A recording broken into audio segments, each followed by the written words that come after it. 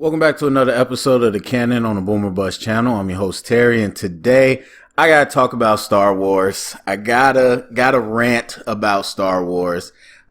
Two things up top. Number one, if you are a massive Star Wars fan, or if you love everything, or if you stan Star Wars, whatever, this is probably not it for you. I mean, if you're gonna sit here and get riled up because you hear a different opinion, just don't listen. I'm a firm believer that you could be a fan of things and still critique it. That just means you really care for it, I think. So anyway, that's that. Number two, I'm not a elite level Star Wars fan. Like I don't know where I would place it. I wouldn't say casual. Like I definitely grew up with the original trilogy, and then the prequels hit like right around my young childhood. I think I was in like 5th grade when Phantom Menace came out, so I was like right at that age.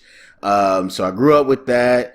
I played the games. The things that I would say I didn't do is any of the EU. So I didn't read the books, the comics. I didn't, do any of that. I haven't watched the animated stuff. A lot of the stuff that Filoni and kind of that universe created, I've heard through other people, YouTubers, different content makers that I watch that are Star Wars people. I've heard those names and all that stuff. But for me, it's really just the movies. I mean, that's kind of my lane.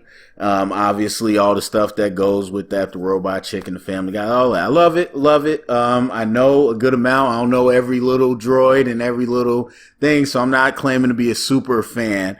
This is just my own personal opinion. So I think that Star Wars has went downhill with Disney, to be quite honest with you. So if you're familiar with this channel, you know I do sports as well. So I feel the same way I do in sports. I give a new coach, a new GM, whatever, time to put out their plan. I can't knee-jerk reaction to the first move they do. I want to give them time to put out their plan, and then that's the only way we could really evaluate what a player is or what a coach is or whatever. And so Disney has had time to lay out the plan. And number one, they haven't really had a guided plan. And number two, I think it's been so much more focused on nostalgia and trying to get like the member berries moments than it has been on any actual quality. And so I get that the member berries is a negative connotation now and whatever, but it describes perfectly what we're talking about. And so let's start off number one. So they get the movie, or they get the rights, and they kick it off with a new trilogy. Perfectly fine. We haven't had Star Wars, in not 40 years, our time, but as far as the actual timeline of the movies, it's been over like 40 years. So we're jumping back into Star Wars. Cool. You have an opportunity to really give us something new, to give us something different, to distinguish yourself. You can have ties to the old stuff, but really give us something to look forward to. We have Force Awakens, and it's gigantic. It's huge. It goes nuts. Now, let's be honest. Most of that was because of the nostalgia of Star Wars. We haven't had it in so long. Phantom Menace went super crazy because this was our first new Star Wars in a long time. Same thing with Force Awakens. So the response was crazy. To me, a pretty solid movie. I mean, it was very much a rehash of New Hope, and in a lot of obvious ways, but still, I think a good movie. Okay, so you give us these new characters. We still got ties to the old characters, but you give us these new characters. We got Rey, we got Finn, we got Poe. Okay, we kind of have this idea of what we're going to be getting into. And, the plan was to have 3 different directors for, one for each movie, whatever, fine. So we get to The Last Jedi, and it just completely goes and deviates and goes a different path than the first one.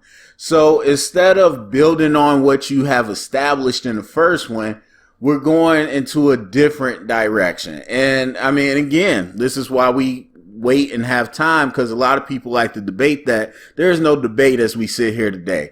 From all the interviews, from all the things we know, it was a complete diversion, and they didn't have a plan of where this story was going. So now we have new characters and new dynamics that we have to get acclimated to, Rose and Finn and everything. And then we have to see people go into different directions than what they actually were doing the first time. And so now, and I won't even go as far to say it's bad, but it's different. So now we've kind of reestablished new dynamics. Then we get to the third movie, Rise of Skywalker, and the director's fired.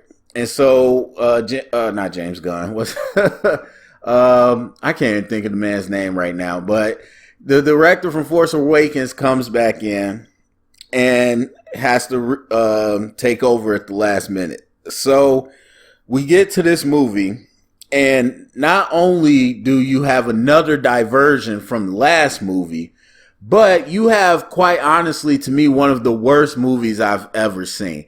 And not just the worst Star Wars movie, one of the worst movies, big budget movies that I've ever seen, up there with Transformers: The Last Knight, where the movie makes no sense. When you put it in context of what came before it, none of it makes any sense. And there's so many things just forced into this movie. There's so many weak attempts at fan service. There's just a disconjointed story. At the end of the day, if you like every other little thing and the mechanics of the movie, fine. But the story that has been told through the three movies, was not there. It was not connected at all. And so it just really turned out to be a terrible movie and very poorly received as well.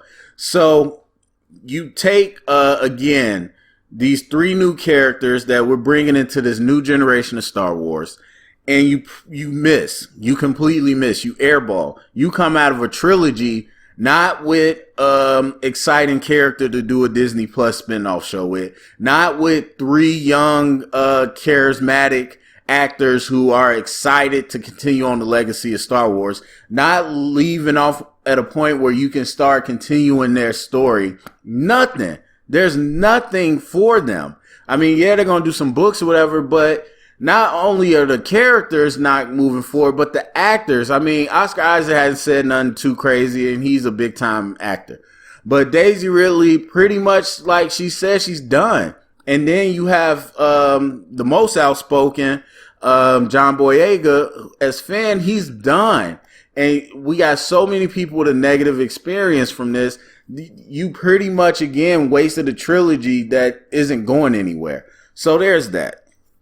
So what did we do outside of the main trilogy? They announced they were doing anthology movies, which essentially were just added prequels to what we already know. So we're already telling you straight off the top that we're going to tell you stories connected just to the moments you were nostalgic about. And so I'm not going to sit here and say Rogue One wasn't well received or a well-made movie or anything. I read the book about Jyn Erso. Great story. Not saying you can't tell great stories connected to what we already know, but what are we adding? Did we really need a movie to tell us about one line from the original trilogy? I don't know the line exactly, but many people died or risked their lives or whatever to bring us this information. Do we have to make a whole movie out of that?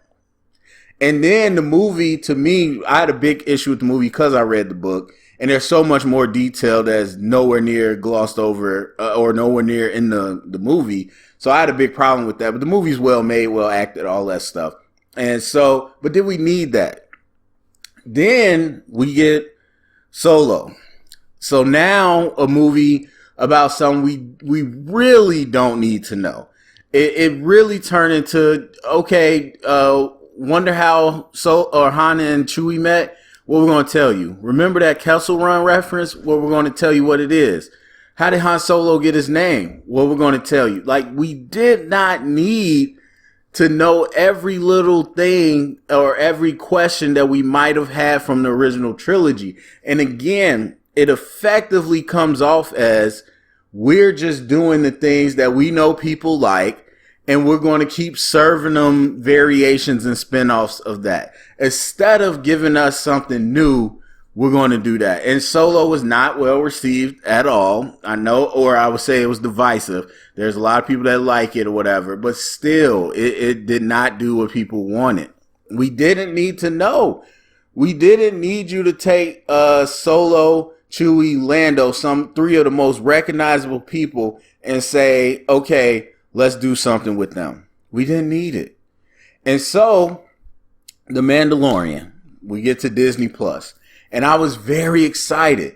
Again, because to me, Jango Fett, or Boba Fett comes from Jango Fett. Jango clone, one of the clones that he made, that he raised, whatever. I don't recall ever knowing the term Mandalorian. I just thought that was a person, Jango, and he was a bounty hunter. And again, I play, oh my God, that game on GameCube back in the day, Bounty Hunter, amazing. So I'm excited. I'm like, okay, we get the look. It's like kind of a more Western thing. And I'm like, all right, cool. And then we get into it, and there's, okay, Mandalorian it's a type of people. It's a clan, whatever. I'm like, all right, we got more lore, and we're telling a story in a time that is in the void of all the nostalgia. So right after the Empire falls and the New Republic hasn't really taken hold of the whole place, there's a lot of spaces with power vacuums. There's a lot of lawlessness. Let's follow this guy. And that's what I thought we were going to get. Thought we were just going to follow a cool character, see some of the cool things he does, see what he gets into, some of the decisions he has to make. But then we get not far into it, and it's a Baby Yoda. And it's a Baby Yoda. We're talking about one of the most recognizable characters in Star Wars history, one of the most powerful Jedi, someone that we've never seen another live action version of his species. And so I don't want to hear like, oh, it's not Yoda, but no, there's nothing you were going to think outside of Baby Yoda. And before they gave us the name, everybody called it Baby Yoda. It was purposefully supposed to look like Yoda. And from what I hear, I think, or no, that might have been the kid in the train on the new episode. But I'm not sure if I remember somebody saying it might have been a different species. But to me, it should have been. It didn't have to be human. It could have been anything you could think of in your world. Anything that you could think of in Star Wars, but you go with a miniature version of a popular character. Now, the one thing I will give credit to Disney, or not to Disney, but to Favreau and everybody, I don't think it was a play on toys, because they didn't have anything. I mean, nothing. They had zero Baby Yoda merch ready. And when you are making a play for toy sales, which they do a lot, there is no making that mistake. They have that stuff ready to go. And so, and we're not talking about disrupting the supply chain. We're talking about didn't even order none, didn't even think of this stuff. And so obviously they wanted to keep it secret, but I don't think it would be too hard to have that stuff ready, not ready to go, but conceptually already thought of. They didn't have any of this stuff ready. So I'm going to give the benefit to Favreau and them that they weren't doing this as a toy play, and that they were trying to service the story, but clearly the plan was to make a story connected back to the same old stuff that we know. And I don't like this idea that Star Wars is always going to be this small town thing. Like how every time that anybody does anything, it just happens to connect back to something we saw at the original trilogy. The original trilogy was its own thing. And then Favreau now are bringing in more of the prequels. It was its own thing. Lucas thought it up. They did it. The prequels, to their credit, was its own thing. And everything with Disney has just been, oh, let's find a way to connect it back to one of those. And I'm just tired because there's so much more to tell. Now, I'm gonna be very honest. Obviously, if Carrie Fisher didn't pass away, if they did things better with Luke and Han in the new trilogy, I would be fine if we continue to just dive into that story and kind of what they deal with and who they know and all that. But they didn't. And so I'm kind of over it. And I want to move on and get into some new and creative things. And just as a consumer, I don't want to be continually fed the same stuff. So, yes, we get this Yoda character. And obviously, it eventually connects us to the Jedi, Luke Skywalker, all the people we know. But they do something different. And again, they bring in these people who I don't know, but I've heard of. You know, the Bo-Katan, Ahsoka Tano, Cad Bane. I think there's a Ezreal, something. I don't remember. But all these people are people I've heard of by the content creators, but I don't really know them. So they got a chance to bring them to live action, connect it, make it a bigger world to that. And that's cool. That's fine. That's you know, I'm not, honestly, if there was no Baby Yoda, I wouldn't mind if Mandalorian met up with these people and whatever. And they kind of did this. But the whole making it all about just this young Jedi, because that's what he is. He was a Padawan and everything. It wasn't even like he just found a random creature. He was part of the Jedi Order. He was being trained. And so it's just like, here we go again. And so it was a little disappointing. Well-made show, but disappointing for me. And so what's the lineup outside of that? Book of Boba Fett. Hey, remember that cool character everybody liked for being mysterious? Let's tell you everything. Let's do a show and tell you everything about him. And the show hasn't been that great. And now they're just pushing that right back into Mandalorian. And I'm like, okay, whatever. What are the other shows? Obi-Wan. Remember Obi-Wan? He left, last time we saw him, he left Anakin rolling around legless on Mustafar. And then the next time we saw him, he was with Luke. Yeah, let's tell you what happened in between that. Let's go into what he was doing with Tatooine and everything. Like, really? Do we have to do that? And so it just feels like so far, everything has been prioritized by what can we connect back to member berries.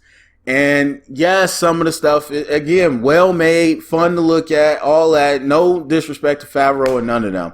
The Disney Plus stuff they're doing is high quality for the most part. The Boba Fett writing has been horrible, but everything looks great. It feels like Star Wars for the most part.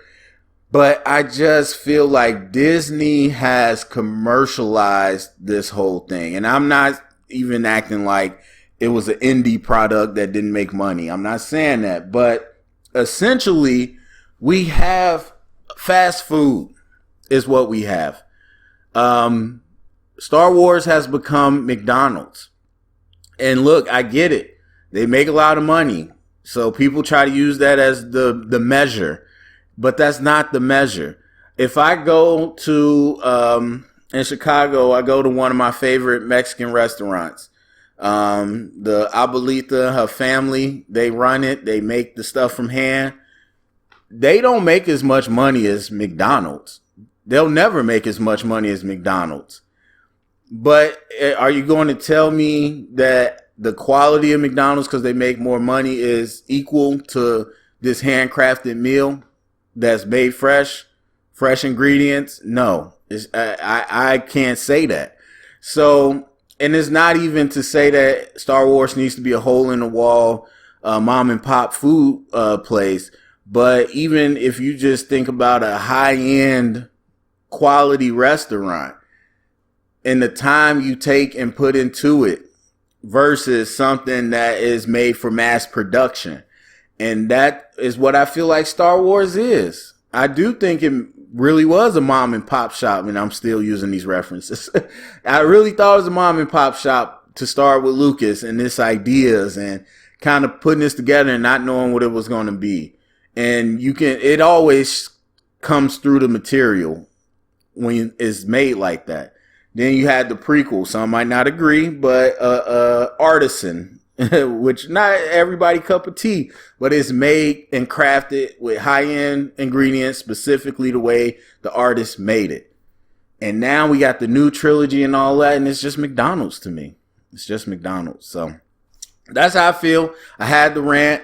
I love the lore of Star Wars, and I think there's so much more potential than what we got so far. I think the games, for the most part, do a good job of exploring some stuff, but there's so much more we could do. There's so much more. So that's it. That's it for me. Go down the comment section. Let me know what you think. Share it around. Get the conversation started. Thumbs up, subscribe, and thank you for listening.